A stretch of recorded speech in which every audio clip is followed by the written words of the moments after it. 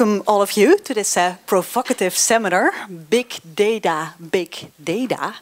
A beautiful title, I think, especially if you look at the data movement, the artistic movement that really questioned the society and generated some provocative questions around the role of art in society and wicked issues of that specific time. And I think actually, in a sense, we are going to discuss a similar role today, the role of data, and if it can be as provocative, perhaps. And maybe also we'll question the beauty of data. The seminar that we designed today is composed by Hivos together with Balton Laboratories.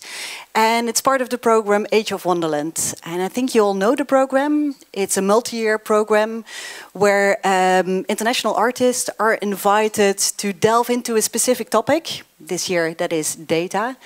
And 2 times a year, they are here, based in Eindhoven, to do in-depth research, but also to disseminate their knowledge with a wider audience, meaning you. So we really would like to share their expertise with yours. So please participate, raise your hands, then I will come to you, or you simply shout, and then we involve you in the discussion. But before we do so, we prepared some lectures, and yeah, that's me from the Design Academy, who is also a partner in this program, as is the Dutch Design Week, who is a supporter of this program. And what we'll do this evening is that we'll start with questioning what actually is data, how can we look at data, how can we make it meaningful? And then we delve into the design of data. How can you design with data? How can you make interactions? And, well, how can we make them even more interesting? And we will conclude by questioning data as a source of research, and also question your role, how you should look at data, and what is your responsibility towards data. And we'll do this in parts of 2. So we invited an artist of the Age of Wonderland program, as well as an expert in this field. They will have a conversation and share some ideas with you. But before we go into the first lectures, I would like to call forward Christine Wagner from Hivos. And Hivos is an international organization that looks into international societal issues, complex issues. But Christine, I presume you will tell more about Hivos as well as your role in this program. So the floor is yours. Okay, thank you. I would like to start with a moment of silence and just watching your own breathing.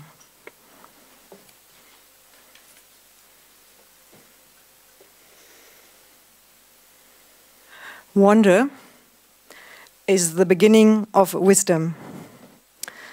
And with this sentence from the Greek philosopher Socrates, I would say a very warm welcome to all of you, and especially to our fantastic speakers, which we are having tonight.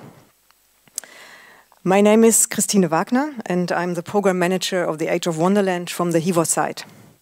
And we're doing the Age of Wonderland now already in its 3rd edition, so some of you know already what Hivos is and stands for.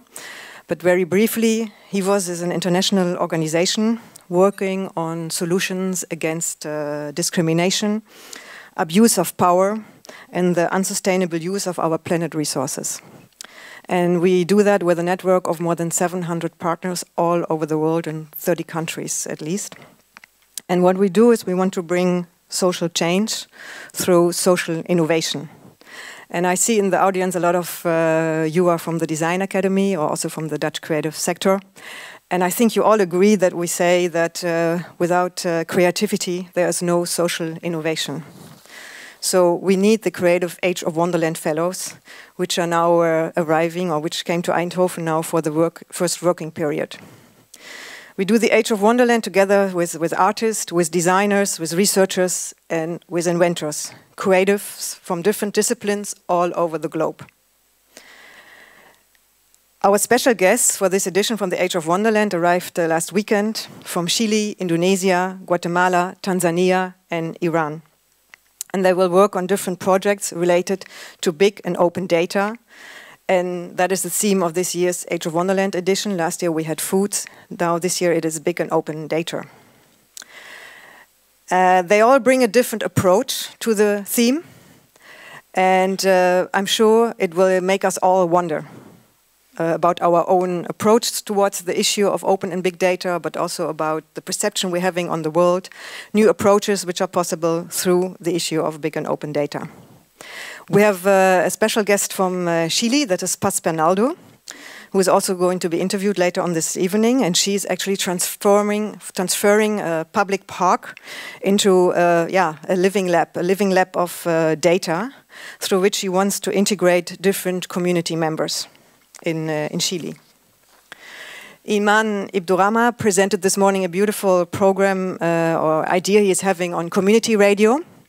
And he is designing a backpack in which there's a mini radio, a mobile radio, and also a data station, a mini database station, where data can be collected to predict tsunami and volcano outbursts. Budi Prakosa, also from Indonesia, has a project. He calls himself actually a bridge builder. And what he's doing is he's building software, user-friendly software, actually a sort of database, which can be used by people who are not very well informed about programmings. And also where different communities can share their own information. And that is actually a program, I can tell you, Budi, that different people at Hivos thought that would be also very interesting to implement it with other programs we are having, especially with the food change labs we are organizing right now in Zambia. Uno Kingankona from Tanzania, he aims to provide data for the local government of Dar es Salaam, so they can be held responsible for the improvement of the city infrastructure. And I understood that Uno had already a nice meeting today at the automotive campus in Helmond, where we also had some connections with a specialist for smart mobility.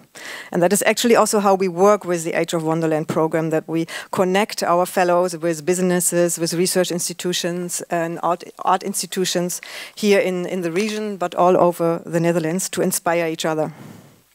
Ali Eslami from Iran is developing a virtual reality model in which the spectator experienced the tragic numbers of mass death through wars, drones, and terroristic attacks. And that is actually that he wants to transfer data into an emotional experience, because he believes that once you have a different perception about data, you can also act, you have a different awareness, so you can also act differently. And finally, Branly Lopez from Guatemala. He made me really wonder when we met in Guatemala a few months ago. He considers the ancient knowledge of the Maya as a big open cosmic data, which are not only codes of information, but guard wisdom that has been experienced personally and also in communities. And I was very fortunate that he also, he has a ritual where he actually taps in that big open data, cosmic data of the Mayan knowledge. And this knowledge is also very useful for, let's say, for your own path. He will also talk more about it later on. So what is Age of Wonderland? I always say that I see it as we see it as a spider web. It's about making connections, planned and spontaneously, and often the meetings, by coincidence, actually seems to be the most inspiring ones. Like for the first edition, we had this idea. We had an artist being lost in the street, and then he met another artist from Eindhoven, and then they finally worked together on the redesigning of prisons. So Age of Wonderland connects different disciplines. It links creative thinkers and doers from all over the world with one another, creates space for sharing experiences, artistic visions, ideas with one another. Important ingredients for us of our program are curiosity in the other, hospitality, generosity, and creating a space, also in oneself, to listen to the other, not only with your mind, but also with your heart. By doing so, we as Age of Wonderlanders see each other as a global agency that fosters social innovation and realizes injections of playful and sustainable change for a better world for all citizens. And actually the focus also should be on playful, because we're doing that program with a lot of joy and curiosity. And in the end, actually right now we don't know what will be coming out as a result, but we were working towards it, integrating a lot of coincidences and spontaneous ideas and meetings which pop up. One of our bases, and I say one because actually we see each other, we see the Age of Wonderland as a nomadic platform, which is right now also tapping in the food change labs Hivos is doing in Zambia and Uganda. One of the bases is Eindhoven. Over the years, the city of Eindhoven has emerged as a global center of design experiment, thanks to the institutions like the Dutch Design Foundation and the Design Academy, both of our program partners. But we are also very happy and proud that we work together with Baltan Laboratories, because I strongly think that no other organization than Baltan really knows what a value it has to work in a lab situation, and we use that this methodology of lab and bringing together different disciplines in the Age of Wonderland program. Age of Wonderland creates a lab this year on big and open data, where the Dutch creative industries meet and work together with our Age of Wonderland fellows. Through this lab situation, we will create new projects, conduct research, and introduce new ways of thinking. The result will be presented during the Dutch Design Week. But we go on after that. It's not that we're not having contact with our Age of Wonderlands once the Design Week is finished. Right now, also in the audience is Ari Suryafan from Jatiwangi, who participated in last year's Age of Wonderland program. And he's invited for an exhibition in Zoonsbeek in Arnhem. And tomorrow, actually, we also will have a meeting in the Westland with Tomato World, where Ari is also developing a program how to promote tomatoes. So it's like you start something and it's a little bit of snowball effect, this Age of Wonderland, one could say. So why big and open data? For Hivos, big and especially open data have become an important aspect in its work. And maybe it's nice to say that tonight we also will listen to Fieke Janssen. And Fieke used to be a colleague of mine at Hivos. And Fieke was actually the first one who was promoting within Hivos the importance of open data for the work Hivos is doing. And now 2 weeks ago, Hivos took part in the Anti-Corruption Summit in London. Hivos published a manifesto together with leaders from civil society, business and government, asking governments to open up public contracting, so that citizens and businesses can follow how their money is spent in order to hold government account. And that is also actually the issue which we were talking about this morning with Uno from Tanzania, that a lot of money is spent to improve the infrastructure of Dar es Salaam, but you actually don't really know where the money goes and who decides that the money is being used. So this openness of information also on open contracting is a new big issue for Hivos. Now that is one aspect of open and big data. Tonight we will listen to other visions, examples and needs for big and open data from different points of views. I wish you all a very inspiring evening, because I'm sure it will be. We have wonderful speakers and also very interesting Age of Wonderland fellows. And I end. Wonder is the beginning of wisdom, and I wish you all a wonderful evening. Thank you.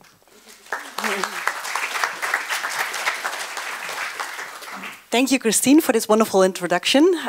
Curiosity and wonder, that is what we take away with you, and that is also what we will address. And I would like to call forward Olga, who is the creative director of Baltan Laboratories. It was already introduced by Christine. And Olga, I assume you will introduce Baltan a bit further, but you will also introduce one of our first fellows. So yes. I'll give the mic to you. Thank you. Hello. So, welcome again. I'm the artistic director of Baltan, and we are here in the NOT Lab, the former physics lab. And Baltan actually is the reverse of NOT Lab. So we basically try to revive the old spirit in which experimentation and playfulness is key, and also working on the intersections of disciplines, art, science and technology, and also how society is dealing with this, and how can artists play a role in this. And that is also why big data for this topic, for Age of Wonderland, is a very important topic for us. And I don't know, do we need to change something? Should I talk? Can I ask the first Branly, Lopez? I would like to ask you to come here. Okay. So we have 5 minutes, right? We have 5 minutes to introduce you, your project. You're from Guatemala, and your project is called Cosmic Data. Before I want to go into your background a little bit, maybe you can say something about your organization, and also, yeah, like you are working as a leader. You are the director of an organization, and you are a spiritual leader. So that makes us very curious, at least me. So can you please tell something about it? Yeah, actually, well.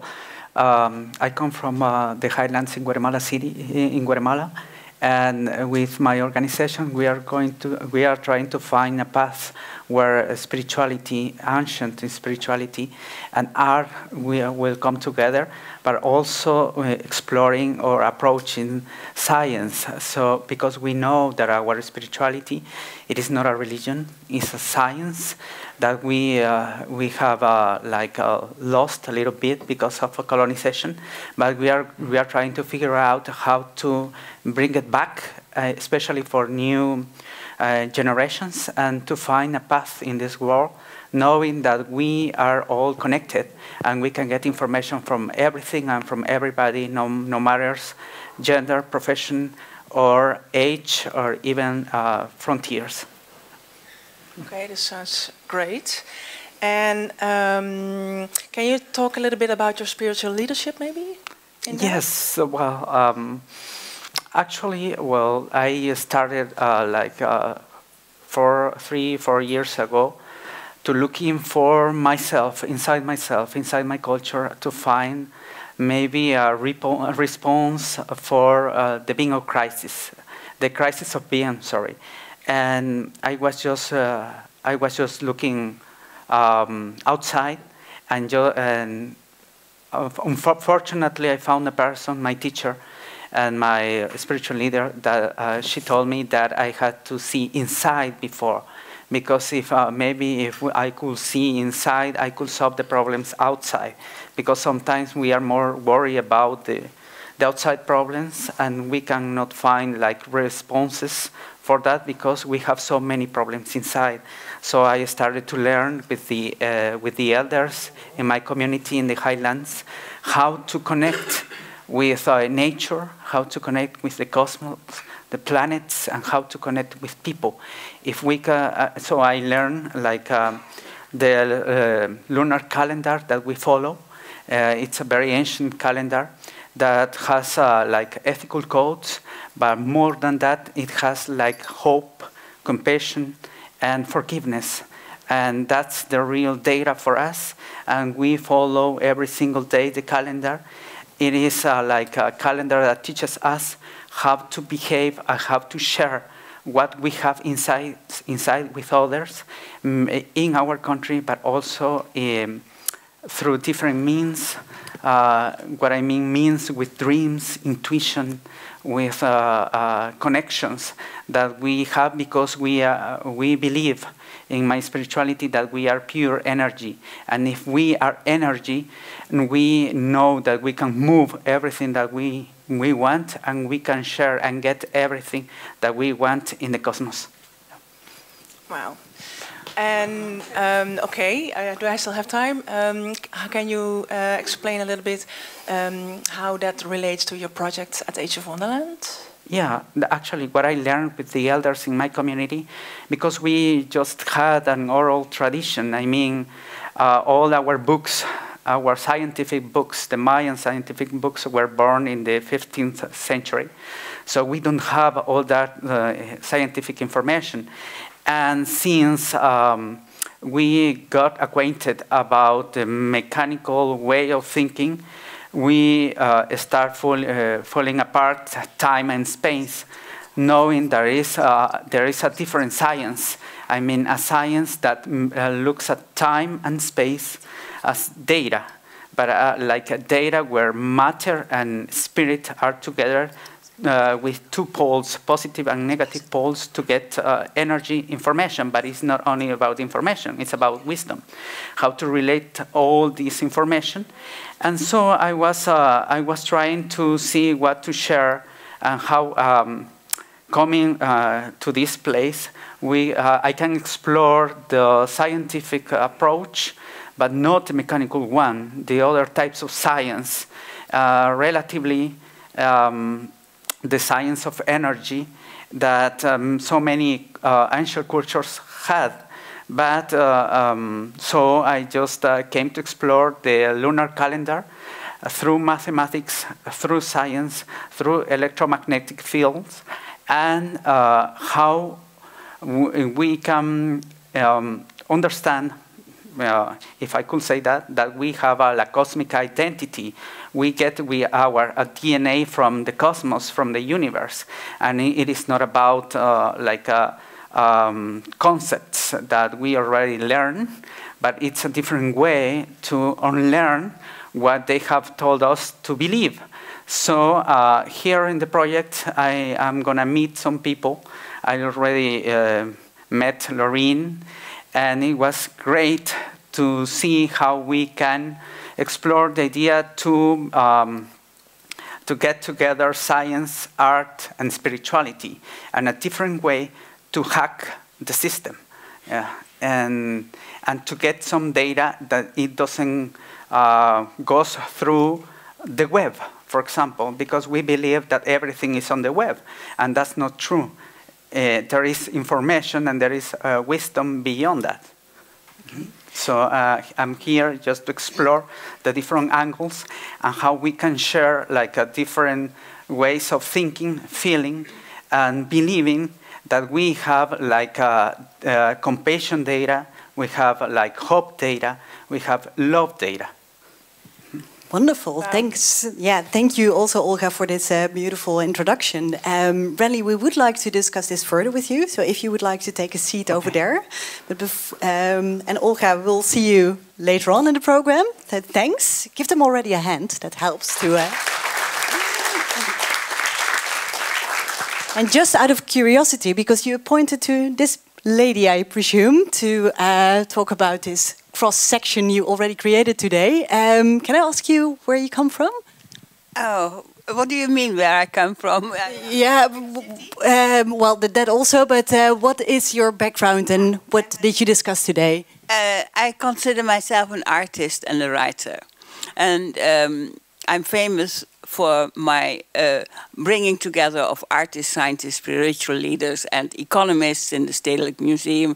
And mainly, that is what we talked about today with Branly, that how art, science, and spirituality are actually the pillars of culture, and that they have to be in the big data, of course. I understand there was a really good cosmic energy between the two of you, right? Yeah, wonderful. Then I would like to call forward Fieke Janssen. You're already there, from Technical Tech, an organization based in Berlin that looks very much at the political side of data. You're a project lead in that field, and you look more about the consequences and the responsibilities of data. So we're very curious to hear your story, and then we'll have a conversation with Branly to see what cosmic energy that creates. Okay, thanks. The floor is yours. Okay, so I'm Fieke, and I work for Technical Tech in Berlin. And as Bradley was talking about intuition and the cosmic energy, I will be talking about data, and that has nothing to do with intuition. So how companies are approaching it. So I'll be talking about the other side, which is quite interesting because I think the thing that is lacking is actually intuition.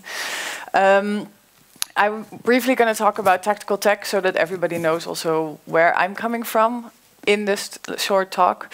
And then I want to unpack data because, well, the title is Big Data, Big Dada. We hear big data or data all the time, but most people don't know what data actually is. Even if you talk in policy circles, they talk about data protection, and then when you ask them what specific part of data are you protecting, they look at you as if you're crazy. So we're going to unpack data. And then I want to talk about the trends around data. So if you look at big data, what are sort of the trends we are seeing, and what are sort of the question that is raising. So I first want to talk about Technical Tech. We do everything with information around activism or advocacy. We have 3 projects. This is the first one and the one that I'm working on. It's called Me and My Shadow, and it basically looks at the larger data environment and how it's impacting our autonomy, actually our way of being, how companies are profiling us, and what we're sort of losing in this, and what you can do to manage your data or reclaim some control. We don't say we're going to make it better. Our new motto is we're going to make it less bad. So this is sort of around data and profiling. Then we also have Security in a Box, which is a resource that sort of helps you to understand how you can, for instance, encrypt your email, how you can use VPNs or Tor when you want to browse the web anonymously. And this is for when, I don't know, you're organizing a protest, for instance, you might not want everybody to know about it. And then our third program is, if you look at our first two project lines, you look at data and we look at digital security. And it's about how companies and governments are sort of profiling us and are surveilling us. But the good thing is that companies and governments also consist of people. So what are techniques that you can use to profile companies and governments and show counter-narratives? And that's called exposing the invisible. So we're really focused on everything around data and information and how it's impacting us as individuals, but also as society. So from that, so you know a little bit of sort of the framing we're coming from. And then I want to unpack data. What is actually data? And I'll do 2 examples. Data is not one thing. It consists of the message, so the content. So if I send a text message, for instance, it says, "Hi, how are you?" This is the content of the message. But to send this, it produces a lot of data, which is called metadata. And actually, the metadata is way more interesting than the content is, because it's very structured information that I can analyze by a computer, and it can give me a lot of clues about who you are and what you're doing. So this is actually an example of metadata. There's a really great organization in Serbia, and they're called the Share Lab. And what they did was they used, they had a data set, a bulk data set of emails. There was this company called Hacking Team. They're based in Italy. And what they did was that they sold surveillance and malware to governments all around the world to spy on people. And Hacking Team got hacked, which is quite funny, because the email server had a password 1234, which is actually even funnier. And so there was a bulk data set of data, of emails from this company floating on the web. So what ShareLab did is what they said, if we look at the metadata of all these emails, what can we then tell? How can we profile this company? The same way as companies and governments are profiling us on the basis of this metadata. So they looked at the entire data set, and they actually were able to make an organizational graph of this. Who's the person that writes the most emails? Who's the most important person in this company? And they found this person called Mr. D. And it turned out that Mr. D is actually also the director of Hacking Team. And when they looked at all the emails they were sending, so this is only metadata, and the most important factor is time and frequency. And they combined it, they saw that this is his normal pattern of sending emails. So he wakes up quite early because he sends most of his emails at 4 a.m. in the morning. Then he maybe goes for sort of breakfast and then his day continues. So we already know sort of what his general day looks like just on the basis of the metadata of his emails. And this is a different visualization of the same. So every line here is a day of is an email day. And what you can actually see is that if you have the pattern, or if you have sort of the general behavior of somebody, you can start finding the outliers. So when is something different to the normal? And this is the way actually algorithms look at our data. So we have a cluster here of more darker patches. And this was actually when he sent way more emails than he normally did. So what ShareLab did is they said, what was so important in June that he sent so many crazy emails? They looked at the subject line, because this is the part that's also part of our metadata, and they found out that there was this research institution that published about their virus. And seeing as this was sort of a very secreted organization that hardly anybody knew of, the fact that this research institution actually published a report about the type of malware that they were selling to governments put them quite in a flurry.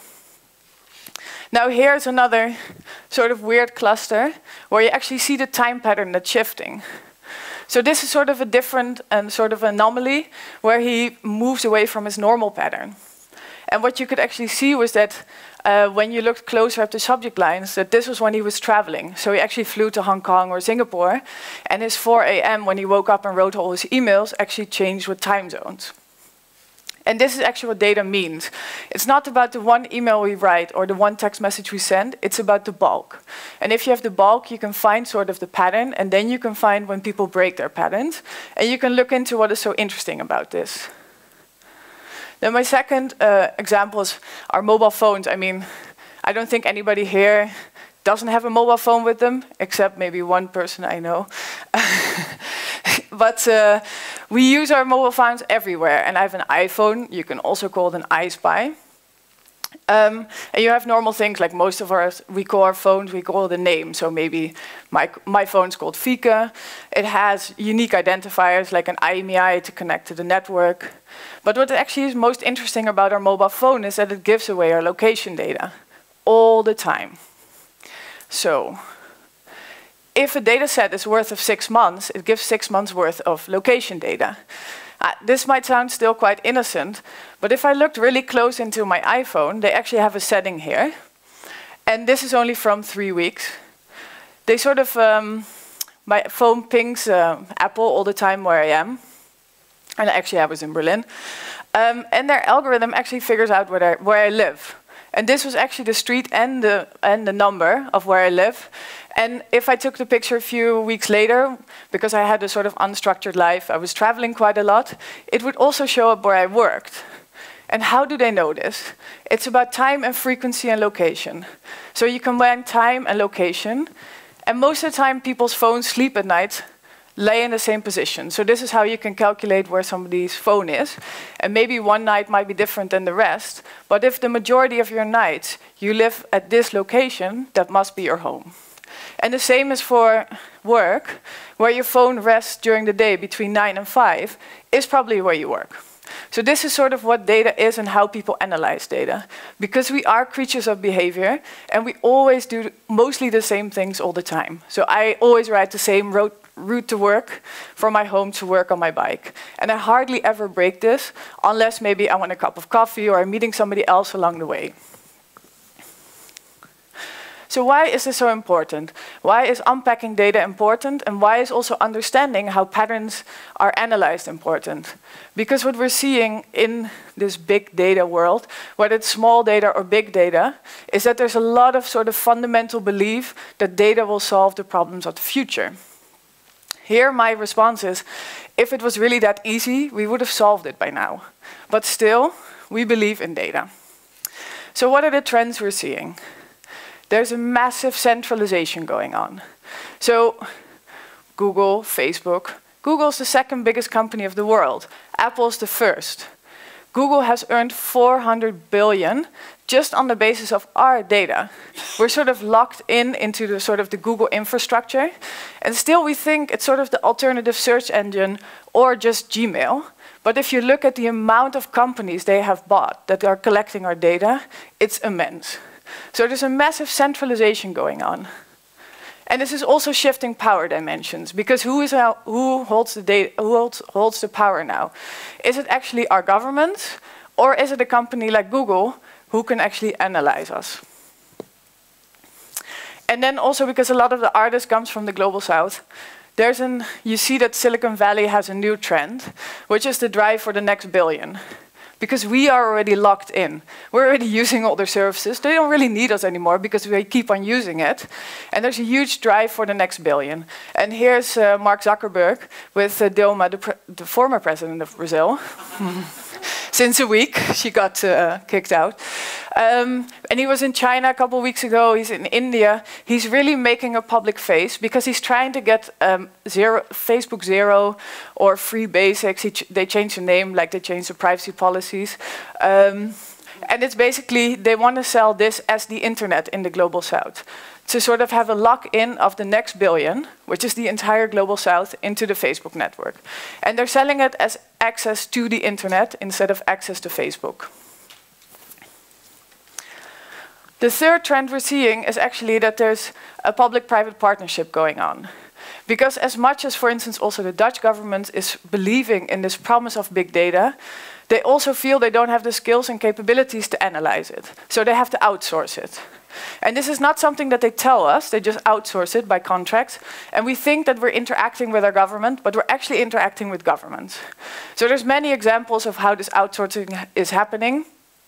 I chose IRISGuard because I find it one of the most shocking examples. And this is actually outsourced by the UNHCR. So in Amman, all refugees need their retinal scans to be scanned. And with this, they can get money from the UNHCR. So you go to a cash machine. So if you flee Syria and you go to Amman, the first thing you will do is you have to register. And without this, you don't get access to basic services like healthcare, the camps, but also not to financial support that you're getting from UNHCR. So they scan your retinal, and then you can go to the bank and get money out, which sounds quite good, no? I mean, easy system. The problem is that these are the most vulnerable people in society. They have fled a war. They come to look for support. And this is what they say, you get your support, but we'll scan your iris. It's called IRISGuard. And it took me 2 minutes to look. But if you look at who's in their advisory board, there's somebody from MI6 on it, which is the UK Secret Service. And there's a former advisor of national security of the US president on it. So there's a hidden agenda. But because it's a simple solution, and it's sold as the promise for UNHCR to be able to track refugees all across the continent, we're not looking at the hidden agenda behind it. And this is just one in a million examples where you think you're interacting with either a government or an intergovernment body, but you're actually interacting with a commercial company that has a very different agenda. And everybody wants in, because big data is the solution.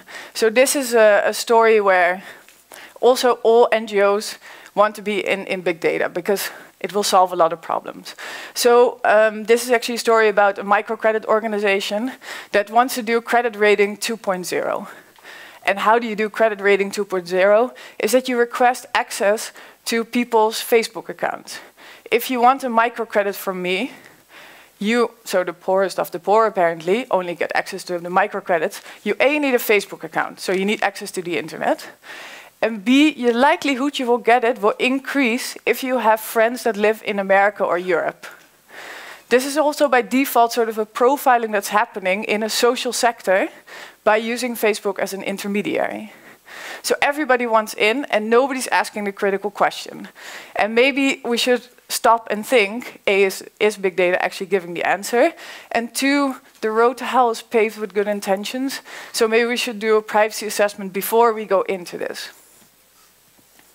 Is it all bad? I thought just when I was walking here, maybe I should also give a positive example about big data. There's a really great example how math, for instance, helped the conviction of genocide in Guatemala.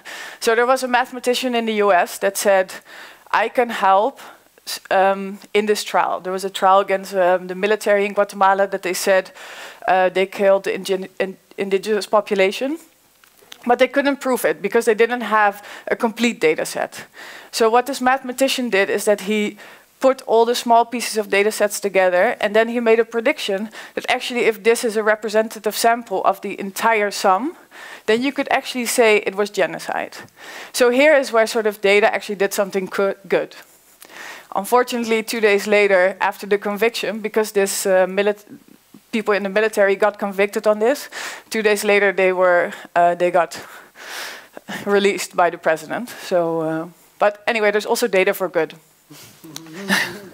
But I think we have to realize when we talk about big data, big data, is that there's a super fixation on data. And like I said, if it was that easy, we would have fixed it by now.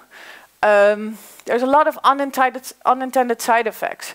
Because when we either think of data projects, there are people who are doing this who have very little skills in understanding what data projects actually are, what the unintended consequences are.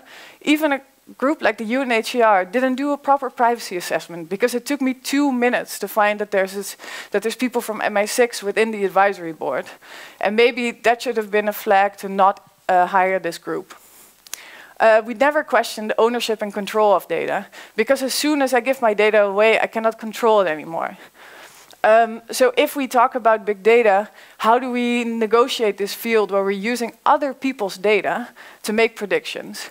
And we sort of take it away, their ownership and power away from them. And then the last one is security of data. Any security expert can tell you that there is no such thing as 100% security, and all these data sets always leak. So I think 6 months ago, the national identifying database in Turkey got leaked, and this is all the personal information of 400 million Turks is now floating on the internet. This is your name, where you live, maybe your biometric fingerprints, but also things like your religion and sort of what political party you're affiliated to. So when we collect this data and when we believe in this promise of big data, we also have to recognize that we cannot keep it safe. So that was the positive end, yeah. right? Yeah. Wonderful. Thanks. If you would like to I thought I had to go up and sit over there as well, then I really would like to hear from you, Branly. Listening to this story, we are all locked in. How is that with your cosmic data world? Are we locked in that as well? Yeah, while I was listening your presentation, I just thought the first day that I started the Mayan path, my leader, my teacher, she told me, well, you have to learn to live without computer, without phone, without getting too close to electronic devices, because we have learned different habits that make us like to be dependent on what we don't have to be dependent on. So we have to learn a different way of seeing energy. And so you just gotta learn to live without all the modern world, because the modern world tells you that if you are not successful, if you don't have a mobile phone or an email or Facebook, you are nobody. So, and that's a lie, because we have the power inside. And if we start resetting our minds, our feelings, and decolonize our body, we know that we can find different ways, maybe not to be so secure, but to just to know or to have the feeling that we can keep our hope and our compassion to help others, maybe the person next to you.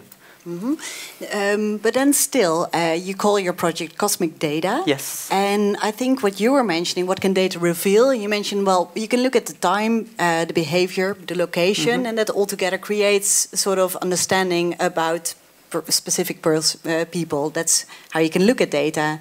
And I think actually in a way you're doing the same. You're analyzing how people behave, you're looking at their patterns, and you distill some of, well, you abstract knowledge from that and create a new system, right? Yeah, well, not a new system. It is an ancient system that we are also numbers that, but they were created like following the stars, following the planets, to understand ourselves, not to measure ourselves, not to measure our behavior, just to understand that we are a microcosmos and we are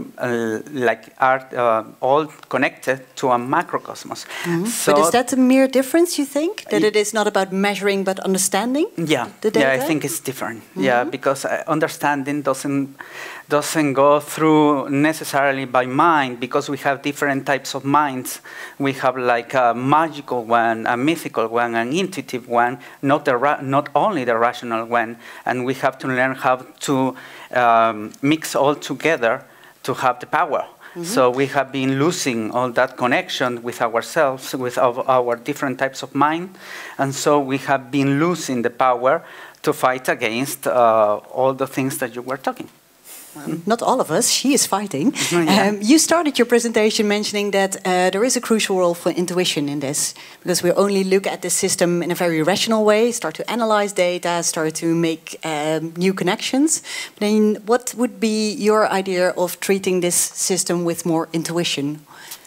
I think the system of all how our devices are created at the moment takes away all intuition. So there are people doing studies now whether if you only use, for instance, Google Maps, if you lose the ability to actually remember, like if if it lessens how you can look at the world more in a sort of geographical way than if you look at the Lord of a physical map. And I think our really shiny devices and sort of our shiny apps that are doing all the thinking for us are taking away a lot of our intuition, where instead of looking up and around us or like trying to understand what's actually happening, we're being sort of seduced by a very simple solution that prevents us actually from thinking about it, but also that prevents us from opening it up. Because if you see, the newest devices are actually made so that you don't open it up and don't question anything anymore.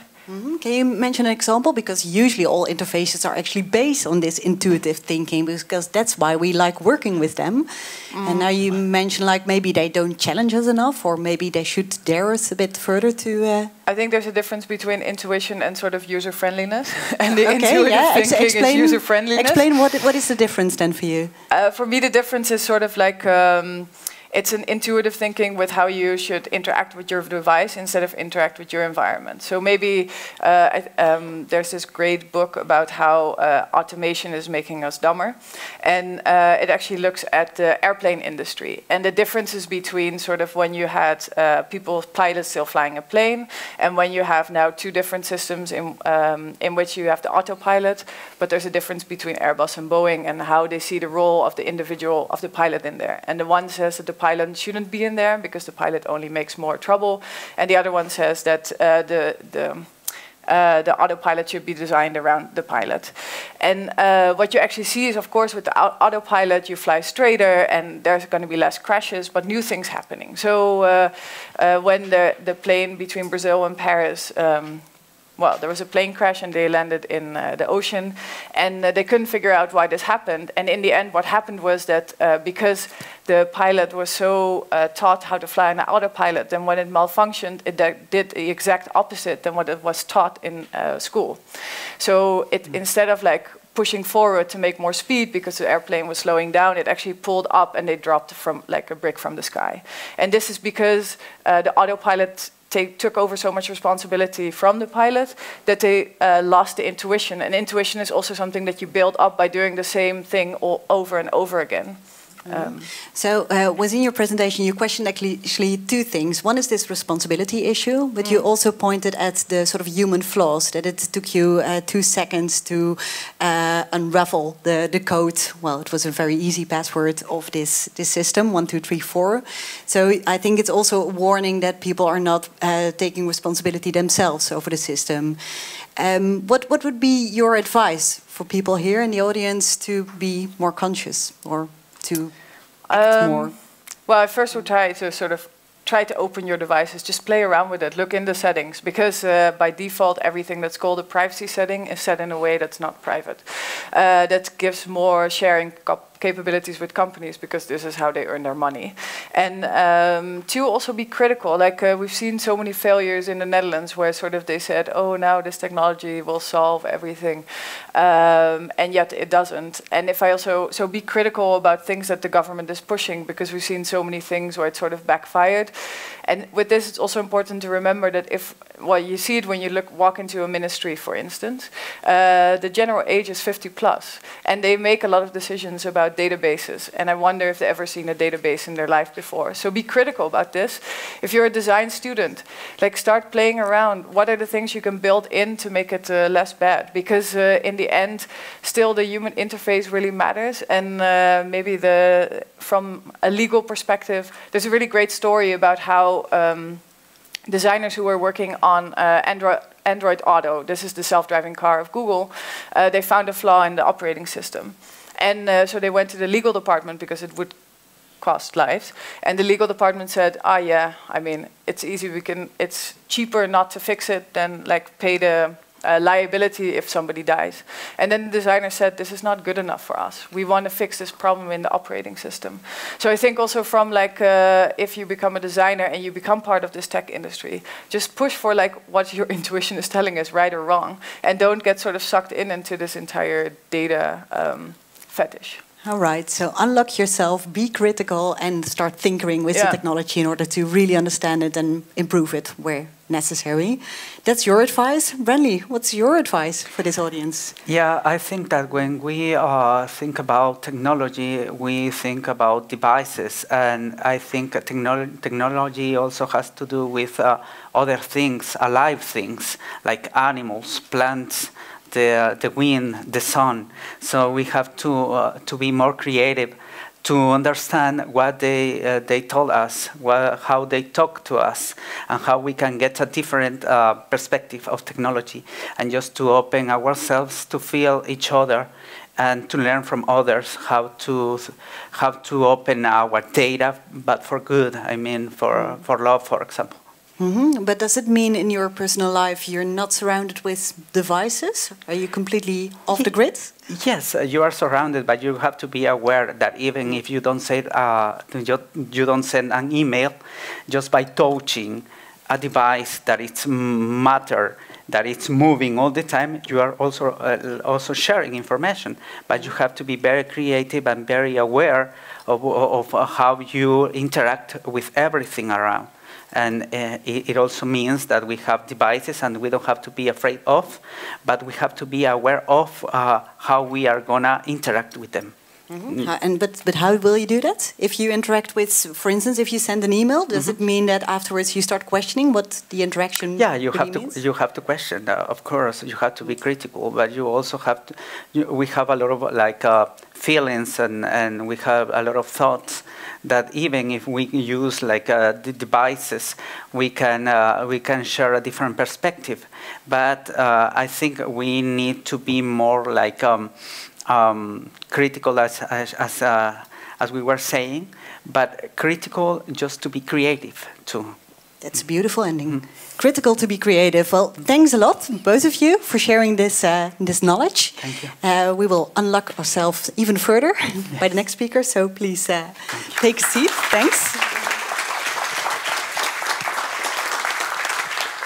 And then I would like to call forward Olga again, who will introduce our next fellow. Yes, thank you. Budi, thank you for coming here. Budi Prakosa from Indonesia. First, I would actually like to ask you about LifePatch. You are the co-founder of LifePatch. Hello. Yeah, I'm Budi Prakosa. I'm from Indonesia. I'm a co-founder of LifePatch.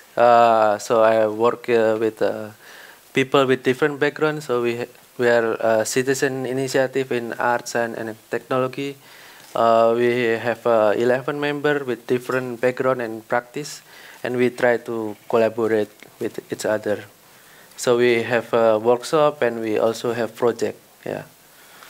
Okay, that sounds great. And you are based in Yogyakarta. Yeah. Your colleague was already here for 2 years ago, Andreas Jagen. Yeah. And you have a background as an engineer and you work as a programmer, right? Yeah, my background is industrial engineering, but I mostly working on code. Yeah. And you work a lot with Andreas as well? Yeah. We also collaborate on electronics project. We make a synthesizer and yeah. And can you tell us a bit about your project for Age of Wonderland? Okay. So in LifePatch, I also work with Andreas, also with the street artist community. We have friend who document the street art in Jogja with his Facebook. So we me and Andreas approached him to why you don't document it on a website, and we built a mapping of street art in Jogja and also the detail of the wall, because in Jogja if there's a new street art and next day it will be changed with different graffiti. It's really active. So and this is also involving database. And another project is I'm working with LifePatch also with the community of river. We have we walk in the river. We see the environment and the community is growing and people want to contribute get the sample from the water and take picture, and it's become a also data, and we need a way to store the data and how to learn from the data, and we also need the platform for it. So it's also involving database, and as an organization, we also need to plan our budgeting system. So we also need a database for the budget, all the money goes, and all the transparency that all member we can see the spending. So it's also database, and from these 3 projects, I start thinking that if I build like a user-friendly software to plan or to design the database in a graphical way, and it turns into code, it will make easier for people who are not in the programming can contribute to this designing the database, because it's like a mind map based. Yeah. Yeah, so this is an example of how it looks like, right? Yeah, this is the accounting system for LivePad. So there's a transaction. If every transaction, like who is the user? User is the people who responsible with the transaction, and there's a role. Like one user cannot change the transaction of another user, and like attachment. This is like when you upload the receipt for the accounting. So yeah, and people can the member can also contribute to this schema, because it's like a drag and drop. Yeah. And so you want to collaborate here in Eindhoven with people. You want to see if there are interesting communities who want to try out your software. Yeah. And can you maybe talk a little bit about your hopes for the project? I would like to collaborate with the community who produce the data, or who don't like have a resource to build this, and I want to like push it like more useful for this time to like community or a grassroots initiative that like collecting data, or make a use of data. Yeah. And also maybe with some other fellows this year from the Age of Wonderland? Yeah, I also talked with Iman and also Unu, that they also use a database in their project, and I think this also might fit into the project. Yeah. Okay, and you're also talking a little bit about having workshops during Age of Wonderland. Can you talk a little bit about these kind of workshops? What will you be doing? Yeah, the workshop will be using database, but in a more playful way. Maybe like recently I play with a sensor for the body, like heartbeat sensor, and how we data mining our own body to study like if we have like sickness or yeah. So yeah. Okay, and a last question: when is your project successful? Sorry. When is it successful when for it's you? useful. When it's useful. When people use it. Yeah. And just creative people or other people? Yeah, that benefit for the people who use it, like then they use it. I think it's. Okay, great. Thank you. Thank you very much. Thanks, indeed. Yeah, Budi, if you also would like to take a seat over there, then we would like to call forward Jan-Willem Huisman of IJsfontein, a company in Amsterdam, based in Amsterdam, that designs a lot with data, but mainly interactions, serious games, learning environments. And well, I already introduced that the first part of this symposium was about looking what actually data is. Now we are looking into what you can actually do with data, how you can make it meaningful. And we're very much looking forward to hear your story about it. Okay. So these are people working at IJsfontein. What we are doing is developing what we try to call playful learning. So we come from a gaming background. We did serious gaming. But gaming, as a definition, narrows really down the way you would like to interact with people. So we turned gaming into playful learning. So this is what we're all about. And I have a short movie.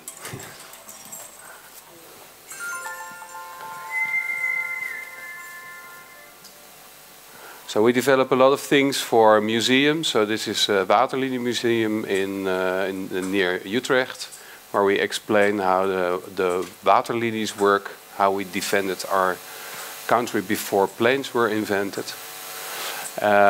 This is an application we did for the Van Gogh Museum that shows people how Van Gogh did his stuff. This is about cybersecurity awareness.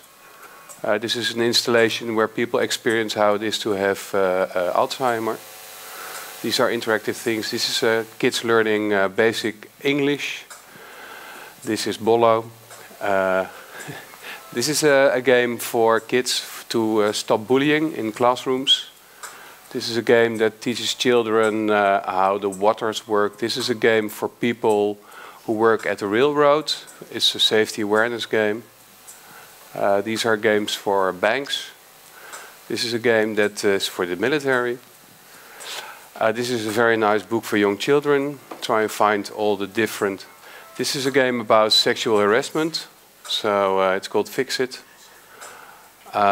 And this is a game told where Willem to do a promotional... Yeah, no, it's only a few minutes, but it gives you an idea. This is based on data. It's very interesting. So I thought then I can just skip it and go in depth. So then I sorry for that. Yeah, I didn't know how to fix that. Just continue. I'll do it again. No. So, and this is the way we work. So when we approach projects or when we try to get people into a playful mode, we always start with curiosity, because curiosity is the strongest driver for learning. And then we look at motivation. There's a lot of research done on what motivates people and what drives people. And those are the four main issues. It's purpose. You do something for something that has a greater cause. Mastery is that you want to become very good at something. Relatedness, since we're all social animals, and autonomy, and I'll dive into autonomy, but I'll just show a little bit more about the model, and then the outer parts, they're based on a model for game design, and this model talks about 4 player types. So you have somebody who plays games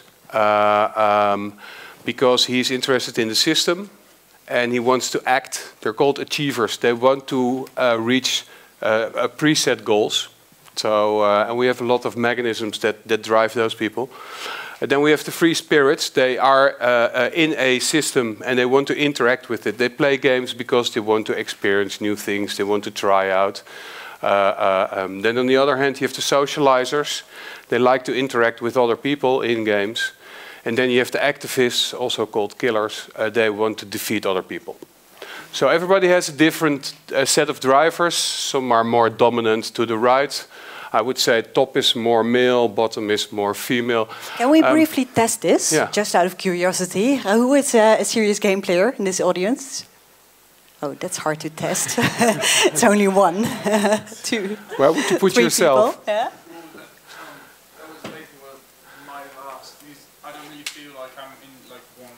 No, you're all 4, and you have a dominance in one of them. So. I can say I'm quite system-oriented, so I do enjoy knowing what the system is, and especially when there's an update or something, you have to adapt to the change in the system. Yeah. And so yeah, at least, and that's on that side, but I don't really know if I really want to achieve. Let's simply call you a free spirit. That's always good. A free spirit high on achieving. And one of the very important things that we do when we design games, we create what's called a magic circle. And what's so beautiful about the magic circle, when you step into a game, and the same is with sports. When you step into a game, you can experiment, and you can fail, and you can do all the things. You're very autonomous. And then you can step out of it, and you step back into real life. And this is one of the things that I like, that people who play games like very much. So it's the concept of the magic circle. So this is what we're all about. I try to find some projects that deal with data, because I find the question quite difficult, because we use a lot of data, but we don't exploit data. I found it very difficult to find nice examples on exploiting data. This is one of the projects that we did. It's a museum in the northern parts of Holland, Groninger Museum. And we would what they asked us is, how can you get people more involved into the objects that we are presenting? So one of the things that you don't want to do, if there's a very nice painting on the wall, you don't want to put a screen next to it and explaining about it, because it will just drive everything away from the beauty of the art. But you also want people to collect and play with it. So there's this little box here. It has an RFID reader. And when you pass a painting that you really like, you tag it. And by tagging it, we can collect the different types of paintings that you like, the different artists that you like, different type of objects that you like. And then you get your own sort of collection. And we did this for yourself, but if you would look at it from a different angle, a museum also knows a lot about their visitors. So they also have an opportunity to invite more people in, and then it moves a little bit toward exploiting data. So this is a way how we use data. I would like to dive into motivation. So when we a long time ago, not so long time ago, in some countries we work to stay alive, and in some countries we learn to stay alive. If you don't work and if you don't learn, you die. So that's a very strict motivator. That's a simple motivator. And then we had what's called the revolution. And the revolution made the relation between what you do and staying alive less explicit. So what we were taught to do was to reproduce. And so what we gain as a motivational drive in the first type, we lost that. And we lost the same at schools. We were taught to reproduce. So we took away, in a way, the intrinsic motivation, and we tried to replace it.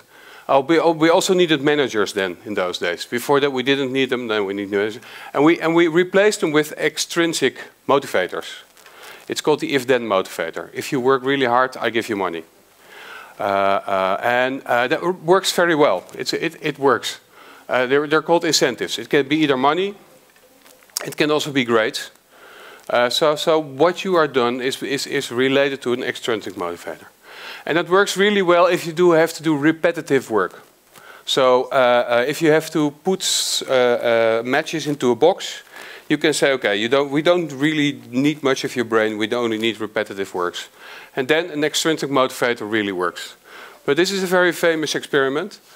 And the question asked here is, can you put the candle burning to the wall? And almost everybody fixes this. You have to take out the nails, and then you can use the box of the nails and stick it to the wall and put the candle in. This requests a creative mind. This requests that you go out of the box. And research has shown over and over and over, if you give people money or incentives to do this, they will produce much worse. So it takes them a longer time. So then what we see, if you use extrinsic motivators and you want to have creativity, it doesn't really work. So now we have the new revolution, and we go to motivation 3.0. I really like this picture, this little guy here, and she's some sort of a royalty. He doesn't really matter. And what they found is that, so these are the types of motivation that we look at. So purpose is a very strong driver. Many companies use that. Mastery is a strong driver. Games really use that a lot. So if you proceed well in games, they will make you feel good about it. So so that's a strong driver. Belonging is a strong driver. And then there's autonomy. And autonomy is that you can choose when you want to do it, how you want to do it, with whom you want to do it. So autonomy is one of the strongest motivators for people to do things. So what is autonomy? So autonomy is the freedom to determine one's own actions separately from others. And if this is so very important, what does it bring us? Well, autonomy brings us the power to experiment. It brings us the power to fail. It brings us the opportunity to get lost. It brings us boredom. It brings us problem solving. It brings us pride. and it brings us play. And this is a research done on rats. I heard it also been done on kids, so it also works with people. If you have a rat in a cage, I don't know how they did the experiment with children, but if you put a rat into a cage, he will develop this amount of connections in his brain. And if you add toys and he starts to play, you have 40 times more connections in the brains than when there's no play. So play is a very strong driver. So if you go to autonomy, freedom to do. Now I'd like to see what big data does to autonomy. And as you can see, we do a lot of things for kids. So my examples will be mostly driven by kid examples. I don't know if people recognize this. This is a system used at secondary schools. And they give their parents access to this. And as a parent, you can see not only the grades that your children are having, you can see if they've not been to school. You can see how they've behaved in the classroom. And I think this is very bad. So I think this is a way where you take away autonomy from the user. So is it still safe to fail at school? If you go to schools, and there's one big promise in schools, and it's a personalized learning. So you do your math, and I know how good you're at some things, and then the system will give you the next exercise that fits you best. And everybody thinks that's a good thing. But I think that you need to really think about it when you design this. We've been asked for an educational publisher to design software for schools.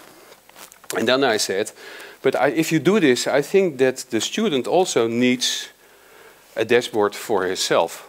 Because he or she needs to know, where am I? Because when the system only gives you the next best exercise, you don't have a clue where you are. So, and they said, no. Children don't need that. We give that to the teacher, because the teacher needs to know. But then you take away the autonomy from the child. So can I still choose my own path? So then we have the mobile phones. We love them because they give us these dopamine squirts. Every time somebody likes me, somebody retweets me, every time I get this little dopamine moments. And that's really beautiful. It's a very strong social driver. But how about data? How much is forgotten that's been stored from me? And if nothing is forgotten, can I choose what others know about me? So there's a risk in one more minute. Yeah, I'm almost done, so that's fine. Same with we've talked about Facebook, of course. If they know so much, we know what you like. Can I choose what to know? Because they make so much decisions for us. They narrow down our field of curiosity. They take away all the things that are there away from us. So we need to get lost. We don't need a TomTom to tell us where to go to. I really believe what you were saying, that people will lose the capability to navigate. I have a girlfriend who already lost it. So, and she really doesn't know. If the TomTom dies in the northern part of Holland, she really doesn't know whether she needs to go north or south. She just loses it. And I don't know what happens if everything around you is manipulated and you're no longer who you think you are, or you are who the system thinks you are. So I was more looking at an individual effect that it has, that you lose your autonomy. And when you lose your autonomy, I think you lose your eagerness to learn and your eagerness to develop yourself. So this is a very famous Dutch pedagogist. And he said the best way to raise children is a loving neglect. And I think that's true. And I think systems should do the same. So I would say autonomy is bliss. Thank you. Thank you. Budi, can I call you to come over here? but I like to have the conversation right in the middle. You give, well, actually you started very promising with all these playful interactions, and you end quite negatively with all these warnings that we are locked in and we are losing autonomy. But I think what's interesting, at least for you, for your design, is the advices that you need to give people an incentive. You said, well, my design is successful if people start using it. And I think you mentioned some incentives. What did you pick from this story? What will you design in your system? Yeah, I think we more you have the mic. Yeah, and the wisdom of like we read the data, like how we present and how we make a decision, like how it balance between we just like just read the data and just with numbers, or we have to think with the feeling or with a different. But you will give people a lot of autonomy to interact with your system. That's at least, I think, your advice. Are there questions from the audience based on these stories? I would like to add something, because you said you end very negatively. My point is not that we should get rid of all the data. I think that when we use data, we should always try to apply it in a way that the end user can keep his autonomy. So, for example, TomTom, I was thinking, because I'm saying TomTom is really bad. Then I thought, yeah, but it's a little bit stupid, because TomTom will be here. I mean, so then I thought, how could you redesign TomTom, or navigational software, so that it's not so put. And then I thought, what you would need is challenge mode. So that you just start driving and you know the TomTom is there. So when I get lost and I don't want to get lost anymore, it will just tell me, okay, now you can go left and right and you're back on track. And you say, now back to challenge, and then I drive on my own. So I'm not saying that we should get rid of all the smart devices and all this, but I think we really need to think as designers, because I thought I'll talk to designers. We really have to think about what is our role as a designer and how can we use data and keep the autonomy with the end user, because that's what we're giving away. How does this work in the application you just showed us? The application you designed for the Rijksmuseum. Yeah. You designed, I would say, a service based on personal preferences. People push a button and then they get a sort of menu on the things they like or dislike. I don't think this gives them the possibility to really, do an autonomous tour after this. After the first visit, that data is already used. Well, it depends on what you do with the data. So when the data belongs to the end user, to me, who has collected it, I can use it for myself. But it's about the initiative. It's about me keeping the initiative instead of a system collecting all this data from me, not telling me, and then giving me all sorts of suggestions, and in a way manipulating me in a way that they want to. So I'm struggling with the whole concept of big data, because it's there and we can use it in a good way. There are huge risks in there. But I think as designers, we can take a role there. And as designers, we can. And your advice would be design a challenge, or at least. Yeah, keep autonomy as one of your main issues when it comes to big data. Instead of taking away autonomy, that's what's doing right now. Those are the negative examples. Give back the autonomy. So show children where they are in their learning process, but give it back to them, so they can choose what their next step should be or where they want to go to. Is that what you will do with your system at the end? That you give it back to the people, that they can design their own path with it? Yeah, because they can design their own database also. Yeah. Okay, that sounds promising. Then we will, of course, all use it. Thank you very much for your contribution, both of you. There's time for a little break now. Let's say 15 minutes. And then we hope to see you back here for another round of interesting conversations and a presentation about hacking habitat, an exhibition in Utrecht. So take a break of 15 minutes, right here, right around the corner in the cafe. And then we hope to see you back.